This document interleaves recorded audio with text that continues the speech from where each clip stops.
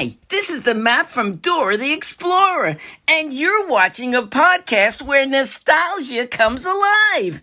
It's Jake's Happy Nostalgia Show. Roll it! Oh man, I wanted to say roll it too. Welcome to Jake's Happy Nostalgia Show, where nostalgia comes alive. Join Jake and his friends on a journey through pop culture of the past, where they interview professionals in the worlds of acting, directing, writing, puppeteering, and so much more. Who will they be chatting with today? Find out in this Jake's Happy Nostalgia Show episode.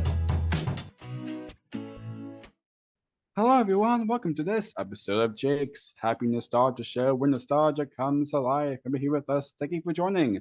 As always, I'm your host, Jake. Duff and Bob with me today, as always, our co-host, Chris Bixby and Matt Bingle. How you guys doing? Doing good. Doing good. Hello, everyone. How are you? How are you doing, Jake? Doing good. Chris, thank you for asking. Yes, and tell us a little bit about the interview we have for our audience today. Yes, thank you, Chris. So today's guest we have for today is a children's author, a TV producer, and actor. A lot of you may know him through his involvement in the children's television side of things, including co-creating, writing, and producing Nick Jr. series, Dora the Explorer, executive producing, and develop other shows that we'll touch base on later. We can't waste any more time here, so y'all enjoy the chat.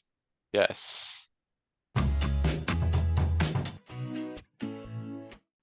Hello, everyone. Welcome to Jake's Happy Nostalgia Show, the podcast where nostalgia comes alive. Today, we have with us the amazing Eric Weiner. Happy to be here. Welcome. Thank you. Nice to be here. Nice to have you. Yes, pleasure to have you here. So to kick things off, we know who you are, but for those who haven't, could you tell our audience a bit about yourself and what you do? My career for a long time was in preschool television.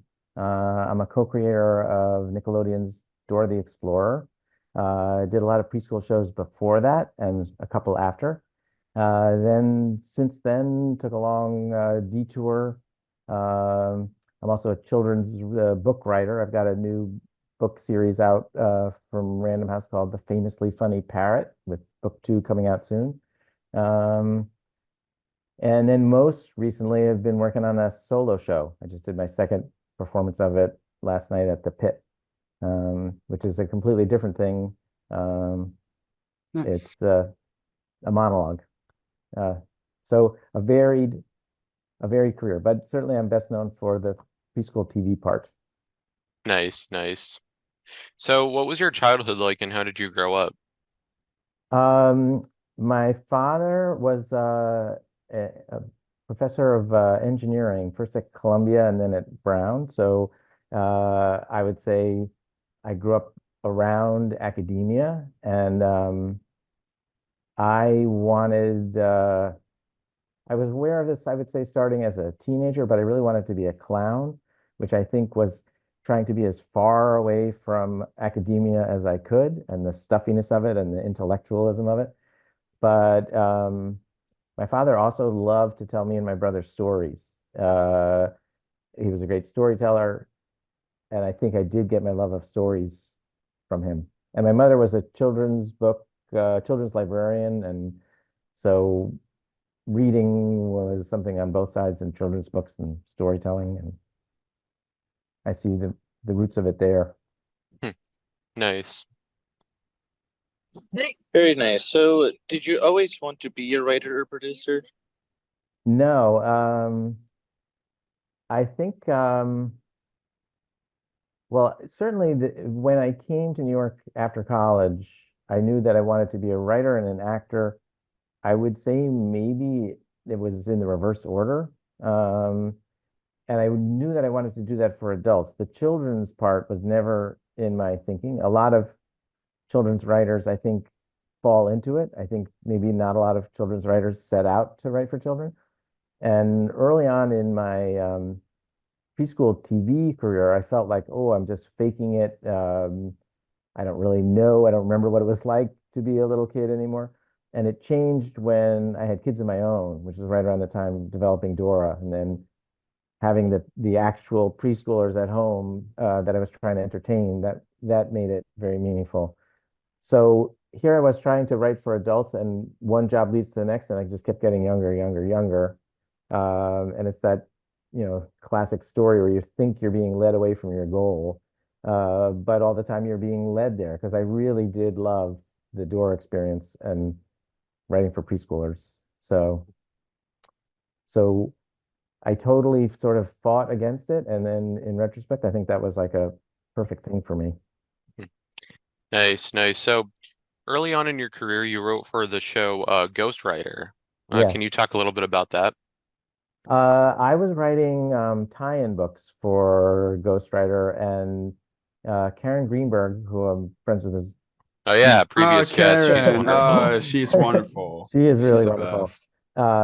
She hired me when she went on maternity leave to fill in for her, and it was that was where I met Kaz Hyman, who was the other big writer for Ghostwriter. Hmm. And when he did Gullah Gulla Island, he hired me. So it was really through Karen that I got started in all of it. That and R.L. Stine, because I was one of his many ghostwriters. And when he did Eureka's Castle for Nickelodeon, he brought me along with him. Oh, nice. Nice. Yep, very nice. So you also got to write, speaking of Gulla Gulla Island, you got to write several episodes. What was writing for that like? That was it was a wonderful experience because the Days is Ron, they were a really nice couple, very genuine in their warmth and in wanting to put out, something very good in the world. And there was a feeling at the time that the show was testing really, really well, and Nickelodeon wasn't pushing it, and that there was a racial element in there. Here's this show about a black family, and why isn't Nickelodeon pushing it? Sesame Street, like their competitive research, was afraid of Gullah Gulla Island from the way it was testing, and they were surprised and pleased that Nickelodeon wasn't pushing it more because they saw it as big competition. But it was great working on it. And the kid actors were great, and Oh Kaz yeah, Hy- Shayna Gonzalez, formerly Freeman. Yeah, I love Shayna. She's yeah, that was Yeah. great. too. Yeah, they're wonderful. I did get to see, like, there was this thing that always happens with the networks where you're trying to get your pickup for the next season, and they're delaying, and we were going to be shooting. We didn't want to shoot in August in the terrible, terrible heat, but then they delayed the pickup, and sure enough, we were. And I'd written this baseball scene, and an action line in live action where it says the team takes the field. In animation, you can do anything, but in there, now we've got this walk around, Binyah. He's in that suit. It's incredibly hot. As I remember, the team takes the field and action, and he tried to hop out, from the dugout to first base and didn't make it. It was so hot. So it was very fun, not for him at that moment, but to the live action part was really cool. And live action in children's television kind of went out of style because mainly because of merchandise. Like you can't really put, a photograph of a real person on a pajama or a backpack the way you can an animated Yeah. figure. So I think that was another big problem with it. There was an amazing news story at the time where a white supremacist who was a leader, like in a neo-Nazi high up, he came in and his kids were watching Gullah Gulla Island, and he said something really disparaging, like, why are you watching that? And the N-word and everything. And they cried and said, why do you hate these people, Daddy? And it was for him the turning point. And then he went around, speaking, trying to help other people get out of it. And so it might not have had like a hit-like reach, but to me, that's an example of like a show that really did some good. Yes, absolutely. Gullah Gulla Island's a wonderful show. Absolutely. Um, going back to a little bit for you, if you talked a little bit with Binyah. Oh my gosh, Philip. Gosh, what's his name? Garcia, Philip Garcia. Yeah, Philip Garcia. Yeah, and Justin Campbell. Oh my gosh, they did such an amazing job with that character of Binyah.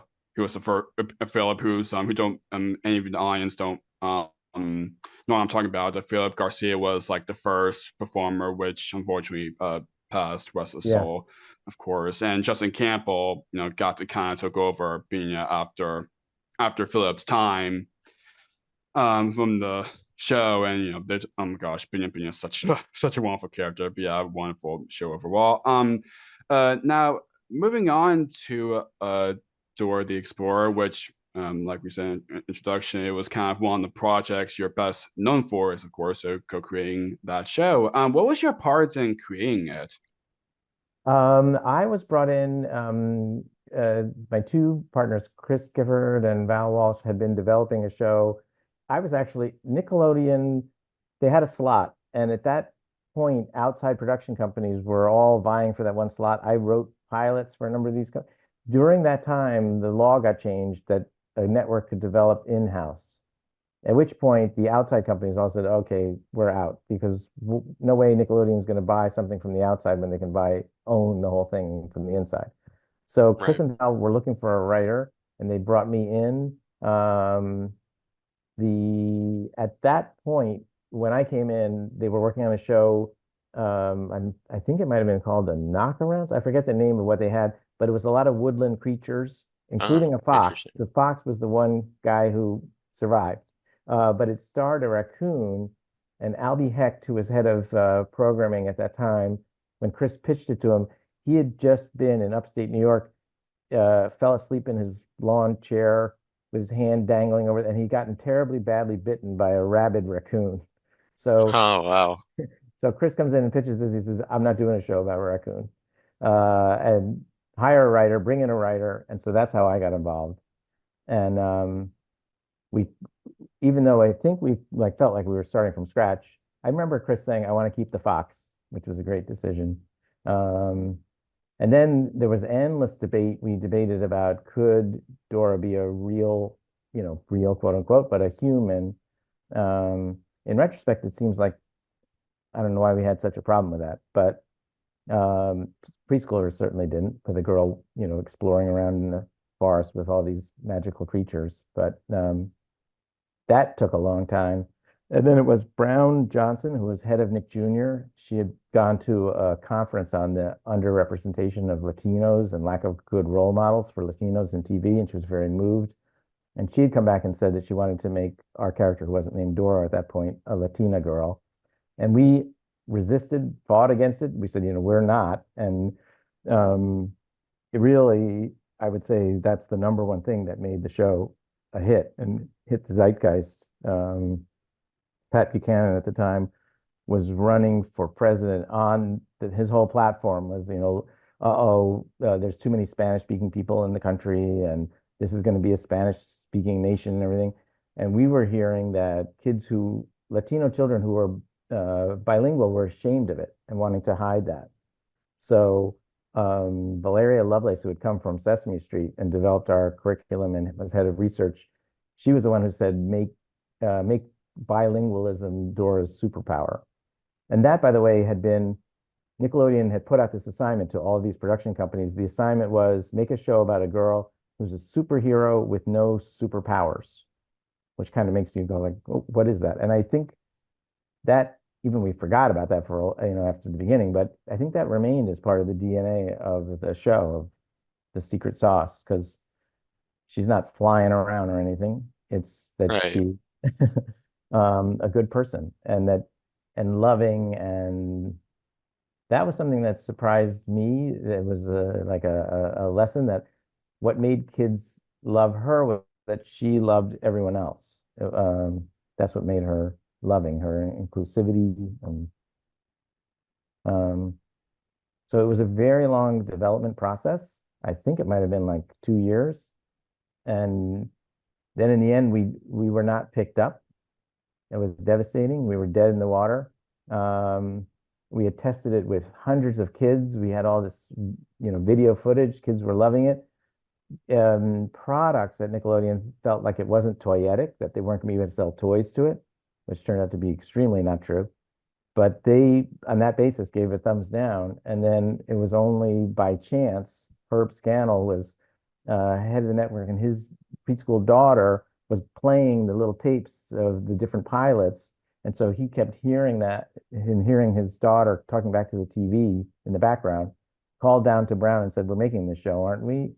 And she said, "Yes." And that's how we got picked up and saved. So really a lucky fluke. And it was a firsthand look at how much luck is involved that something actually comes to be and gets on the air. Absolutely. So, as you got to write a number of the episodes as well, do you have any favorite episodes of Dora that you wrote? Um, let's see. There was I mean, there's so many uh that mean a lot to me, especially from having gone through the behind the scenes development of it. I'm thinking of one where we had a show where Boots forgot to close the gate, and so the Mhm. little piggies got out, Oh yeah, yeah. and Swiper the Fox is chasing after them. And when we first tested it, it was like a rock concert. The kids were screaming out the responses. But what research would do after each presentation, they would take the kids aside privately with a strip of faces, from angry all the way to really sad, and ask them, "How did the story make you feel?" was the first question. And they all said, "Angry." And then they started talking about how they're going to go home and put extra locks on the door. So we had a real problem. And what research was saying is kids assumed we take a fox cartoon character very lightly. They assumed that fox is going to eat those piggies. It was life and death to them. And we're asking a 3-year-old to help save the lives of these pigs. So we had to come up with a fig leaf. And what we added was that they had been given blue ribbons for being such good piggies. And we kept saying that, and so preschoolers would say that back after they would tell us the story of the show. They would be like shook and they say, he tried to take their ribbons, but it was how they were able to process it. So I think maybe I would say like some of my favorite episodes are from the research experiences of it. Like Leslie Valdez was our script coordinator at that time, and he suggested a show where Boots the monkey loses one of his boots into the river. And I was head writer or producer. All of our response was like, well, that seems kind of ho-hum, like, is that going to be enough? And when we tested that, it was again, like kids were absolutely shouting out it was totally relatable to a preschooler if you lose one of your shoes. Like that to them, that was really, James Bond, high stakes, they were in.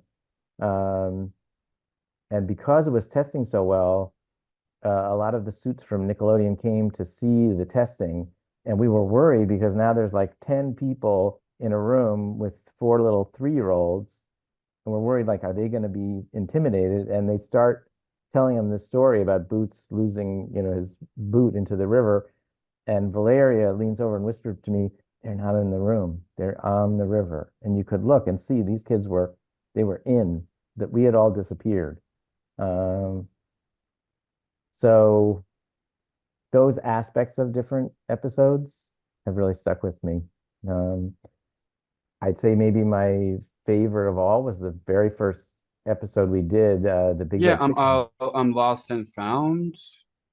Is that might be Yes, it was. Yes, it was. But the very first Very well episode we done. did, Valeria had come up with this whole complicated curriculum based on Howard Gardner's multiple intelligences, that there's different ways that we learn, and our culture might put an emphasis on one over the other, but they're all important, like bodily kinesthetic. Some kids are very naturally gifted with their bodies. That's a form of intelligence. So she had come up with this whole thing where we had to, in every episode, hit each one of these, and it was very difficult. And we said, we can't do that. It's too much. You're making it impossible to write. And she just kept saying, "Go try it, go try it." So we locked ourselves in the room, and we were trying to, in that episode, introduce Pequeño and Grande, little and big. And we ended up, before we know it, with this big red chicken, which us being, preschoolers at heart, we were all laughing hysterically because it was so funny. And that's what really got us to realize that actually all these restrictions that Valeria was giving us were helping us creatively. Like it wasn't that we needed the blank slate and freedom. We needed the restrictions of like, you have to get across these 2 words. And a lot of the curriculum that Dora, I think, does successfully get. The goal is to make it invisible, but as a result, you don't get any credit for it. Parents are not thinking that their kids are getting that out of it. The thing that remained visible to everyone was that it was introducing kids to some Spanish. So that became the newsworthy hook. But really, that was one of many, many things. Like one of the skills Howard Gardner talked about is intrapersonal. How well can you know yourself? And we thought, how are we going to possibly do that? I think it was Valeria's idea to put it into every show, that part at the end of like, we had such an amazing adventure today. What was your favorite part? Like your question, what was your favorite episode? And we did learn pretty quickly, like Dora can't say her favorite part until they say their favorite. They all just say, yeah, I like that too. I like that too. But yeah. It's like Dora is like agreeing to everyone's yeah. opinion, which is so cool, That we took as I think that might be the longest pause that we put in, because for a preschooler to feel like we really want you to think about what was your favorite part and we value your opinion. Yeah, kind of like, of course, I don't want to go off topic or anything, but like, with Blue's Clues, it has another wonderful show where that show, it allows like the host, if it's Steve or Joe or even rival Josh, tells them, hey, what is this? And it gives the audience it's like an interactive series. Yeah, just like you have time to think what it is. Instead of of course there's of course there are amazing great shows that is kind of fast paced, but there's something about it if you want to be more slow and more what term I'm trying to say, more you have more time to think about what you want, what the answer is, if it's wrong or right. Christine Ritchie, who took over for Valeria as head of our research department, she said the fundamental thing for getting preschoolers to react to the TV is that the pause has to be long enough. Exactly what you're saying. Like and this would be true of anyone, but you have to feel like, wait a minute, you really want to know? And if you watch many shows that do this simulated interactivity, which has been going on, in children's theater since the beginning, they're not waiting for the response. So you quickly get the feeling like you're pretending to talk to me, but you don't really want to know what I think. And she was saying you have to ask a question and then wait, so that the audience feels the tug of oh, you actually want me to answer? And Albie Hecht, when he first saw it, was really upset. Like, how can we put this on the air with this cartoon characters just blinking and staring at the audience, at all that dead space? But we had tested it. We said, please let us, we know that they're gonna, and it's that thing of, it's a very powerful device coming out of children's theater of letting the audience really get involved, which had the flip side of with that Piggy episode, they felt so involved. It made it very high stakes for them. We had to be careful what we're asking them to be in charge of. Right. It was a kindergarten teacher when we were very early on in testing. I think Dora was saying, I'm going to need all of your help or something like that. And as we were leaving, she said, can I give you a note? She said, I know as a teacher, if I say, okay, everyone, they all tune out. No matter what I tell everyone, nobody moves. She said, I have to say, okay, I need you to, and everyone feels like, okay, I'm talking to them. So that's a wonderful illusion that you feel like Dora or any character is talking to you, even if you're part of a big audience. Right. Interesting. Absolutely. So I'm curious, do you have any favorite Dora characters or songs even? Favorite Dora, well, Dora herself, I have to say. Well, yeah. We all felt oh my gosh, Kathleen Hurlis does such an amazing job. What a great job. Oh my gosh. And Mark Weiner, and Mark previous guest, who was we did Map and Swiper and all that, what a great voice. It makes it funny. Oh man came from Chris Gifford came in. His son Henry was a preschooler at the time, and said that Henry would say, if he dropped something, he would say, oh man, and he said, we're using that. uh, and that became such a good signature thing. I do love Swiper that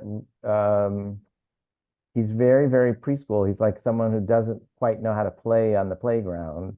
So he takes Dora's things and throws them. It's not very high level, naughtiness. But I like that also that then there's that little bit of antagonism and suspense because most preschool shows don't have bad guys. And we had a lot of pushback where people saying you can't model swiping, like you can't have an anti-war movie that shows war. You're promoting war no matter what you do, no matter what you say about it.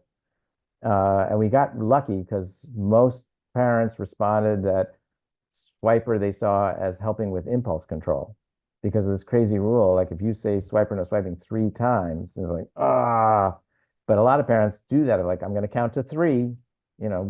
What's so special about that? But that's sort of the magical rule.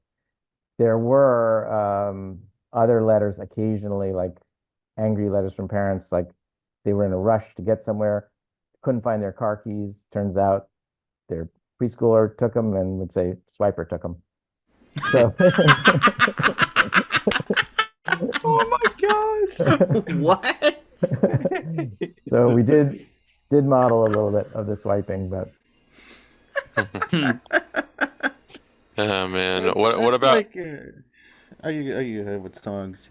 Yeah. yeah, what about songs? Do you have any favorite Dora songs? Is there a lot of good ones? um I do love Billy Strauss did a lot of them just amazing, and I really love like it's comedians have made fun of it. Like I forget which comedian was his routine at the time because he had a preschooler saying like claiming that maybe the guy that wrote the backpack song forgot to write or the map song forgot to write it, and he's at the meeting like, what do you got for us? And so then he says, I'm the map, I'm the map, I'm the map, Oh my I'm the god. map. And then we all said great. But I do like that. I like the repetition and that it really gives you something to hold on to. Chris was passionate at the start. One of the things he really wanted to help preschoolers with was to feel like it's always okay to ask for help, and that preschoolers Yeah. like the rest of us, we're not supposed to know everything. We don't have to act like we do. And so that's why we would do things like, who do you ask for help when you don't know which way to go? Things like that. We're trying to reinforce like it's okay to ask. Right. Yeah, going back to Swiper for a minute, I was kind of reminded of Beetlejuice because if you folks haven't seen the movie, you say Beetlejuice 3 times, then wham, he comes out Beetlejuice, Beetlejuice, Beetlejuice. So I guess 3's a magic number apparently. No Yeah. relation to the song, just stating a fact. Yeah, Exactly. Candyman, that horrifying movie, I think it was 3. There's something about that. We just buy it like, oh, 3 times. Okay, we get it. Like Okay. that's magic. Yes. Oh, I mean, going back to briefly with the characters, like a couple of songs I'll want quick before going to the I want to go to that part because I didn't thought that until just now even. But I mean, there's so many wonderful characters, but I'm thinking a Big Red Chicken and Grumpy Old Troll. Yeah. Feel troll I is think fun. Yeah. those were fun characters. And both And the both voice Fiesta Trio. yeah, Oh, the yeah. trio, Trio. yeah. That came out of, I love them, and that came out of research telling us intermittent rewards, like rewarding children, like, okay, you made it this far, da da da da da, to Mhm, get yeah. them through Mhm. the Yeah. and they talked about like Karen Greenberg wrote an episode early on, and she pointed out like we weren't reviewing the icons, like we'd done it once, but then following through, she said, no, do it every time, which was huge, and that became fundamental to the structure of the show. And research was telling us, preschoolers always need to review where they've been, where they're going, what they've done. And we were out at research, and I hear the researchers saying to the, as they take them out of the classroom, okay, remember, I said we're going to go out of your classroom. Now we're going to go down the hall. We're going to go to this other classroom. They were talking them through it. And that same day, they were talking to the kids and saying, okay, so remember, we're going to tell the story and then we're going to have lunch. And this little boy said, "We already had lunch." And the preschool teacher said, "He means yesterday." So, so I thought, okay, I get it. It's important to review. They talked a lot about a cognitive organizer that helps everybody. So the Fiesta Trio, and that also led to this song "We Did It." Oh yeah, Yes. yeah. Any Such a kind of classic. setting a goal and then completing it. But to feel good along the way, I think is actually a profound thing, I think, for adults, because there's this illusion that when you get to the goal, somehow things are going to stop, you're going to feel a certain way. But if you're not enjoying the journey in, basic terms, then you're not enjoying most of your experience. And that's what it's really about. So the Fiesta Trio played a small but big part in that, I would say. Absolutely. Absolutely. Yes. So now on the subject of characters, actually a perfect transition. You got to voice the character Scarecrow. What was Yes. voicing him like? That was really fun. That's again back to I had started out wanting to be an actor and had gotten very far from it, and you get so pigeonholed. Like I was being told at that point, like I wanted to write for 6 to 9-year-old shows like SpongeBob, which is funny to every adults. Once you get to age 6 to 9, it's no longer this sort of other species of preschool. That's so hard to remember what that felt like. But I was being told, and my agent was being told, no, he's a preschool writer. He can't write 6 to 9. So I look back and think like I was limiting myself and thinking, okay, all right, so now I'm a this, and now I'm a that. And I did love acting all along, and that was really fun to be the Scarecrow. Get to do a little voice acting. Nice. Can you still do? Is it fine if we can hear a little bit of Scarecrow? I don't remember how it went now. I don't remember it. That's okay. It was a long time ago anyway.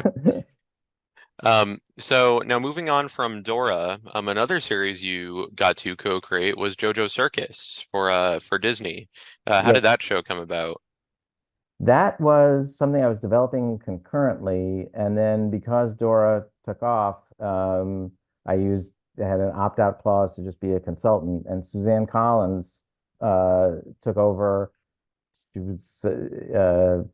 She created a lot of it. She left to then write a children's book series.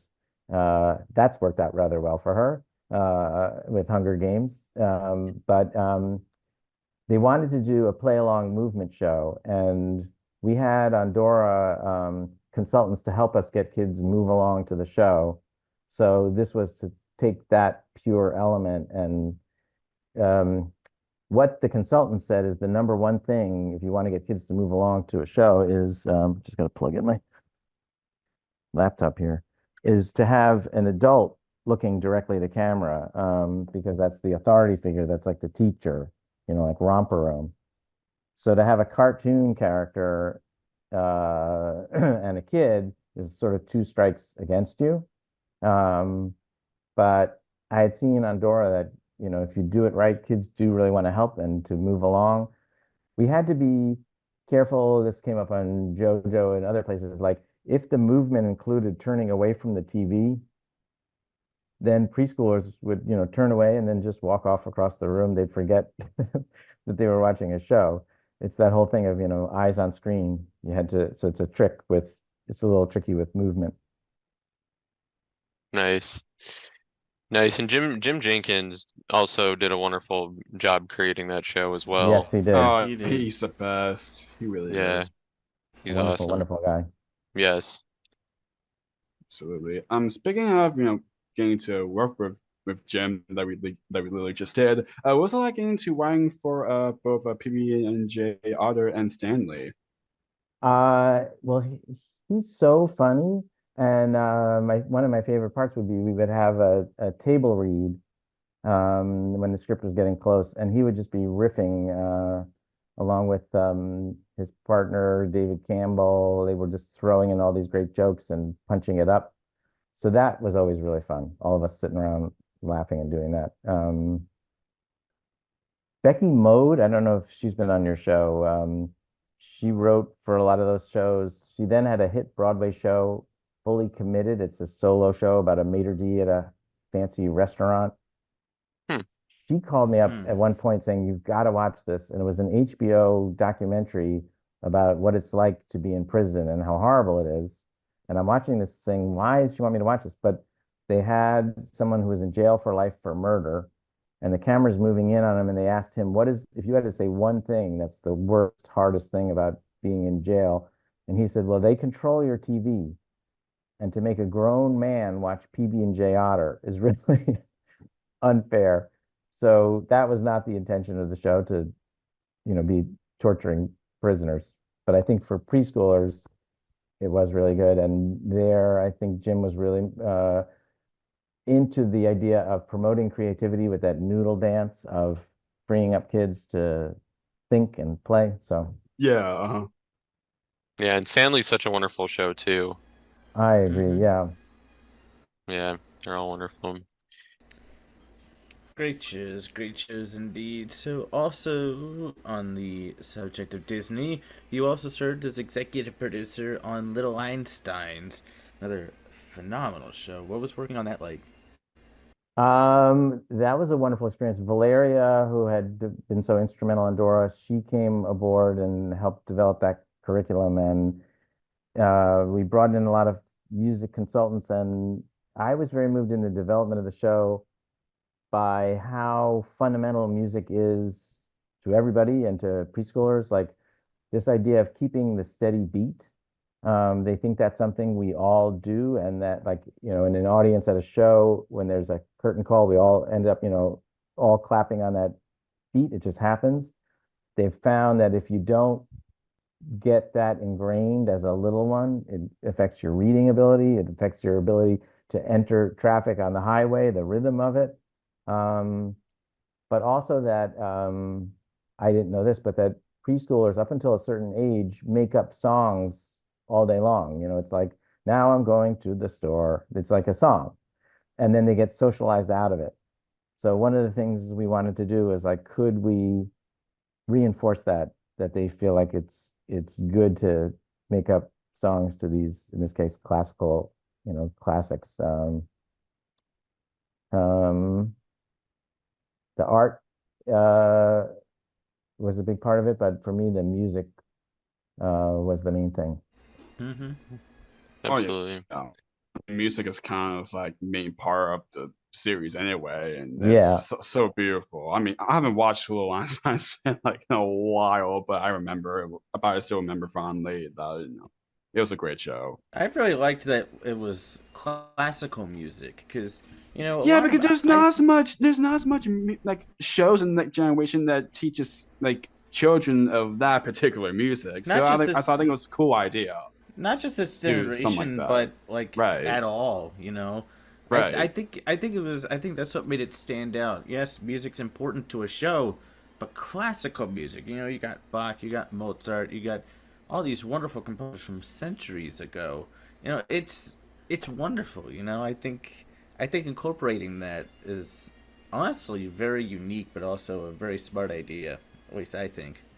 I remember when we were testing very early on, we were out at some a very poor neighborhood, in a school with very, bad supplies or whatever, and we put on some Beethoven piece, and these kids just spontaneously stood up and they were all dancing to it.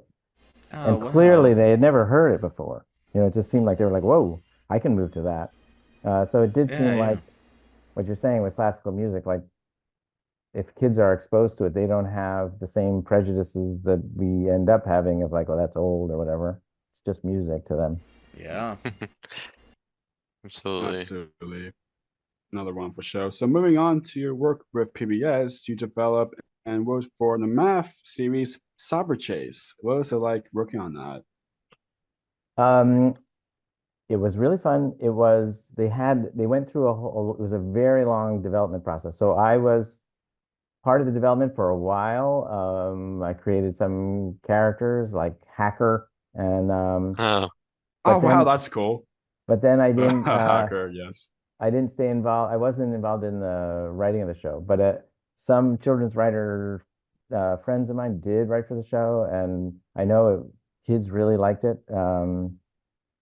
And that's a hard subject to make fun. And so I thought that was great that they were able to do it. No, it's yes, it's another series too. Such a cool show. I know. So now, what was it like writing for the show Dragon Tales? Dragon Tales, I might have written 1 or 2 episodes, but that was Karen, and she was head writing it, and she's great to work for, and is very sweet. I know that you say that, and immediately the theme song is playing in my head, and also for some reason one of them saying, "Oh, Emmy, my badge is glowing," or something like that. But I remember it was very heartfelt.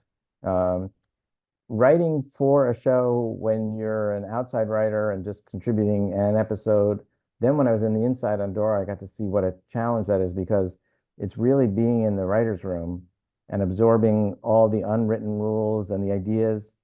You're at a huge disadvantage from outside. You just haven't experienced that. So when you submit your script, everyone's looking at it saying like, no, we wouldn't do this, we wouldn't do that. Not that we would have been able to express it, or this is wrong. And then it's on the head writer, like in that case, Karen, like they're rewriting a lot to try to make it into what's become the identity of the show. It's very hard to communicate that without being in the mix, which is why script coordinators like Leslie, when he went on to be a producer, but at the time when he's in the room coming up with an idea like Boots losing his boot, we might have been underwhelmed. Turned out to be a huge hit idea, but he's there feeling like what really makes the show work. Outside writer, you're trying to get in, but it's a really hard position to be in. Right. Absolutely. So aside from writing and producing for television, you also wrote the book The Famously Funny Parrott, which just came out earlier this year, or something close to it. Came out earlier in the year, I believe, right? And a year ago at this point, and came out right around Christmas, which I think was like right after Christmas, which didn't seem like such great timing. I'm excited about that book. I hope that it catches on. Book 2 is going to come out.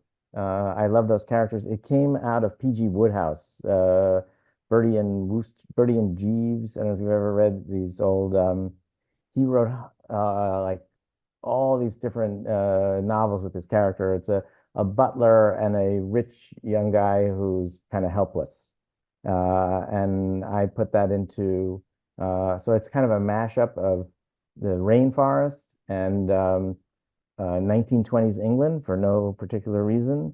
And the characters really came to life for me. And the illustrator, Brian Biggs, that was really exciting. That's back to like the TV experience, to see an artist take what's in your head and then actually bring these characters to visual life. So I'm hoping that they do more. It's hard, I think, to for things to catch on. Like I was spoiled by the experience on Dora, where it became such a strong brand. Trying to get something to be a brand, it's most things don't make it. So hopefully it will. Absolutely. It's meant to be also especially good as a read aloud, for parents to read aloud to their kids. And partly that came out of like I looked at things I read only recently, The Wind in the Willows, which was like when children's books was like kind of a new idea. And it is unbelievably beautifully written. It's poetry. It's like written on a totally adult level. Like it's not easy adult reading. It's meant for the adult to read to the kids, but then it works for the kids as well. So I wanted to write something that was about an adult child, this character, Freddie Parrott, and to try to write it on a level that pleased me as an adult writer, but still worked for kids. Nice. That's awesome. You also done some work as an actor. How did that kind of come about? That really was, like I said, maybe my first dream. I I ended up telling the story at the Moth of wanting to go. I applied in high school to clown college, and I wanted to drop out of high school because I got in and go to this 11-week program. My father, who'd grown up in the Depression, was horrified. We ended up having a big fight about it, and I didn't go. But I remember as a kid watching a Charlie Chaplin movie, and he hides in the bathroom from some bad guys. The bad guys come in, and the stall door bursts open, and Charlie Chaplin comes out. He's in a leotard, and he does this crazy ballet dance. And I remember watching that thinking, that's me, which is a maybe a strange response, but it was like I thought, oh, that's me. So I think I've always had a deep desire to act. And I was telling you about this latest project that I'm working on has been combining them because I'm writing something that I am then going to say, and I've been writing in a different way where I mostly write it by improvising with a voice recorder and then listening back. So it's embodying it. Because children's television, you have the camaraderie, you're all working together, but you're not until you go out on research, you're not really directly like a children's theater group directly relating to your audience. And in book writing, even more so, you're writing it, they're publishing it, you're not with the kids when they read it. So something I really like about acting and combining that with writing is you're there. It's embodied, it's you, it's the present moment. So I went back to taking a lot of acting classes, found that I loved it as much as ever. I was doing a lot of Columbia student films for a while. Unfortunately, I was always they would always call and ask me if I could drop dead in a movie because they would just see my headshot and say, "Oh, we need someone like that," and then it was parts of like you have a heart attack or you. Uh, but it was still nevertheless they're students, but I got to experience a little bit of the filmmaking process, which I like less, I would say, than the stage experience because again, it's remote. You're doing that, someone's going to edit it, someone else is going to watch it. It's not the same kind of, I don't know how you guys feel about theater, but like Dora is simulating as if it's theater, as if it's live. Um, and to me, there's nothing like live. It's still the best. Right. Right, absolutely. So some projects that you acted in were Ed's Next Move and Lost in Translation. Can you talk about your work on those? Lost in Translation, I wasn't in. That was a student film project where they would film a scene, take a scene from a famous movie. Hmm. And I got to work with a lot of great young Columbia film students. Ed's Next Move, uh, I was friends with the producer, still am, he's a friend from college, one of the producers, Josh Astrachan, who's gone on to be, he was Altman's producer for a while. He did Gosford Park. He's just finishing doing he does produces a lot of Jim Jarmusch's movies. And he was producing this, so that's how I got an audition. It's one of those unfortunate credits where my character is, I think, sloppy roommate number three. It's not a very Huh. good good sounding credit, but it was fun to do. I do Mhm. remember sloppy roommate number three, low budget movie. I go to see like makeup and wardrobe, and they look at me and they say, "You know what? We'll just leave you like you are. Like you're the part. You're sloppy roommate number three. We don't need to do anything to create the illusion." But it was a fun movie. It made it into, I know it was a blockbuster. It wasn't a blockbuster, but it was sold and rentable in Blockbuster. Um, I hope to do more. Nice, nice. Looking for that. Yes, More absolutely. about that. So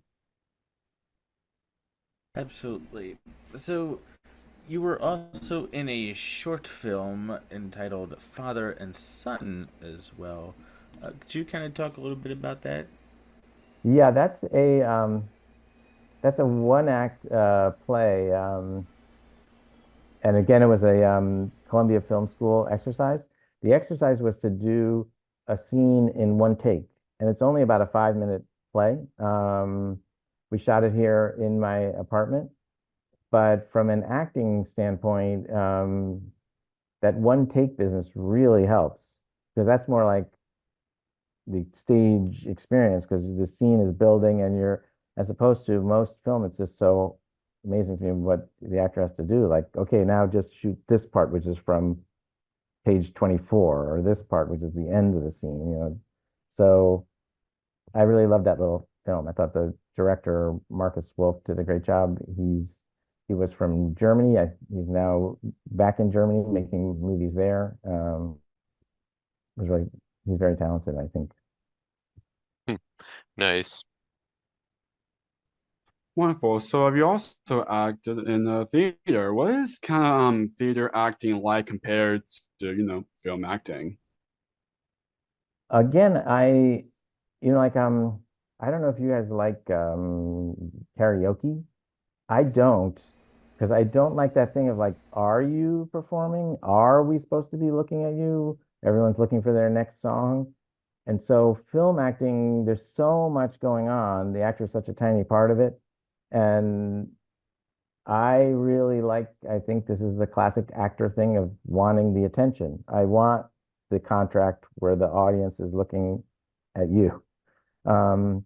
There's an amazing new play on Broadway called Oh Mary. This amazing guy, Cola Scola. Mhm.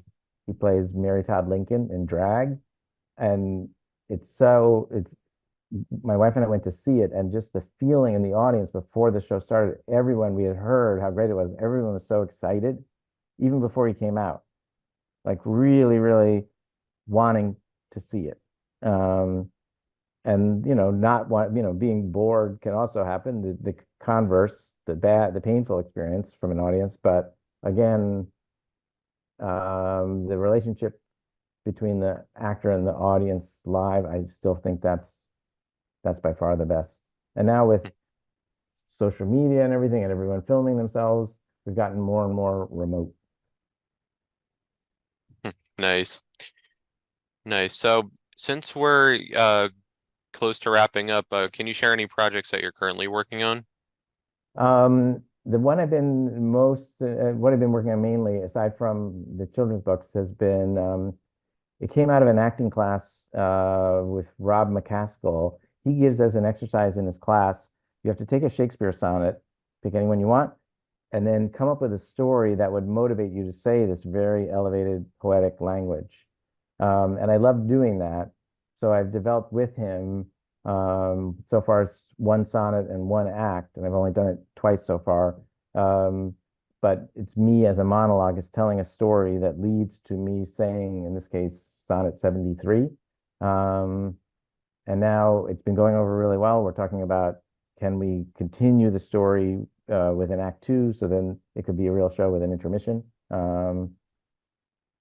And I'm hoping to perform it as often as possible. Back to the live audience, it's the doing of it. Like, people have liked the writing, and that's great. But if I'm not doing it, it's sort of like not happening.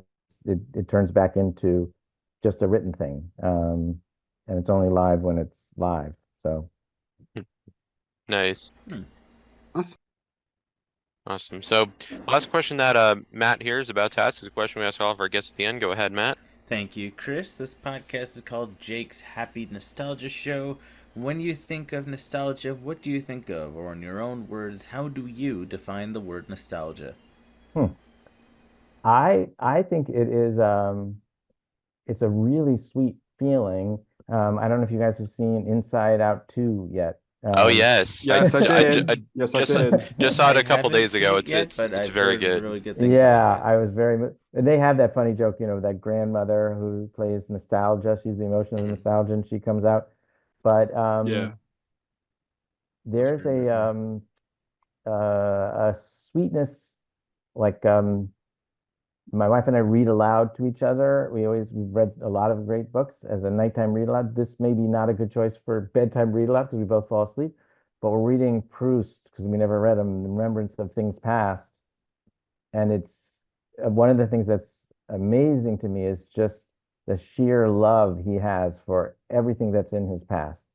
Like so why to say nostalgic sometimes has a negative connotation that we're not living in the present, but I think it can be in the present, really, really treasuring the past that led up to the present. So I think of it as a sweet, good thing. Because you can be, my father had he said that in his experience, the worse the vacation is, he used to tell us as we were having a terrible time, the more nostalgic you're going to be for it in retrospect. Because he said it's going to really like stick in your memory, and then you will feel an affection for it. So even the bad. And I think that's true of nostalgia too. Absolutely agree. Word Very send true. on. Thank you very much. Well, Eric, thank you so much for taking the time to do this. This was a blast. Same. Thank you for having me. Yes, and Thanks a to lot. all It of was a our Pleasure. and to all of our viewers and listeners, thank you for tuning into another wonderful episode of Jake's Happy Nostalgia Show. Keep on the lookout for more wonderful interviews coming your way. And as always, what do we say, Jake? Keep nostalgia alive. Take care, everyone. See you next time. Take care. Bye. Bye. Thank you for tuning in to another wonderful Jake's Happy Nostalgia Show episode. Be sure to follow Jake and the Happy Nostalgia team on social media, check out our website, and stream the show wherever you find your favorite podcasts. And as always, remember to keep nostalgia alive. Bye-bye.